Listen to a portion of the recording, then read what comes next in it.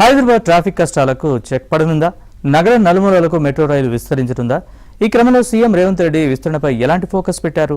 రాష్ట్ర రాజధాని హైదరాబాద్ లో మెట్రో ఆవశ్యకత రోజు రోజుకు పెరిగిపోతోంది. ఈ క్రమంలో రేవంత్ ప్రభుత్వం విస్తరణపై దృష్టి సారించింది.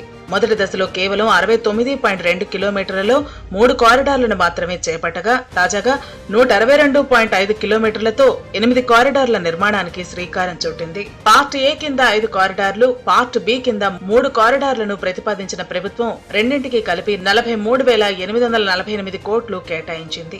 కేంద్ర రాష్ట్ర ప్రభుత్వాలు 50:50 జాయింట్ వెంచర్ గా రెండో దశ ప్రాజెక్టును చేపడుతోందని, తమ వంతుగా అందించే నిధులు పోగా మిగతా మొత్తాన్ని అంతర్జాతీయ బ్యాంకుల నుంచి సేకరిస్తామని, 5% ప్రైవేట్ పబ్లిక్ పార్ట్నర్షిప్ మోడల్ చేపడతామని ప్రభుత్వం ఇప్పటికే ప్రకటించింది.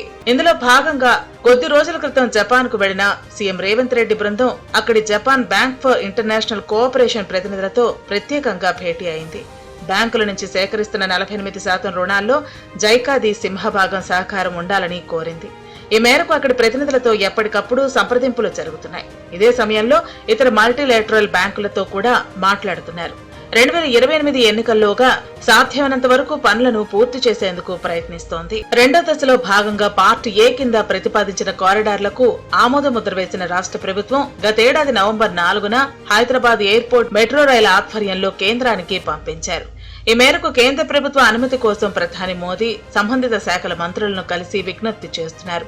కేంద్రం అడుగుతున్న వివిధ రకాల సందేహాలను హెచ్ఏఎంఎల్ అధికారులు నివృత్తి చేస్తున్నారు. పార్ట్ ఏలో ప్రతిపాదించిన కారిడార్లలో ఖర్చు ఎక్కడ ఎక్కువ అవుతుంది, ఎక్కడ తక్కువ అవుతోంది, ప్రయాణికుల సంఖ్య ఏ విధంగా పెరిగే అవకాశాలుంటాయనే అంశాలపై మౌఖికంగా లిఖితపూర్వకంగా సమాధానాలు ఇచ్చినట్లు సమాచారం. పార్ట్ ఏ డిపిఆర్ అనుమతిని ఈ నెలాఖరులోగా తీసుకొచ్చేందుకు రాష్ట్ర ప్రభుత్వం కృషి చేస్తోంది. పార్ట్ బికి సంబంధించిన 3 కారిడార్ల డిపిఆర్ కు ఈ నెల 5న కేబినెట్ ఆమోద ముద్ర వేశారు.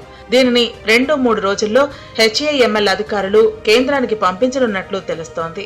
8 కారిడార్లు అందుబాటులోకి వస్తే హైదరాబాద్ మహానగరంలో మెట్రో కీర్తి విశ్వవ్యాప్తం కానుందని అధికారులు చెబుతున్నారు.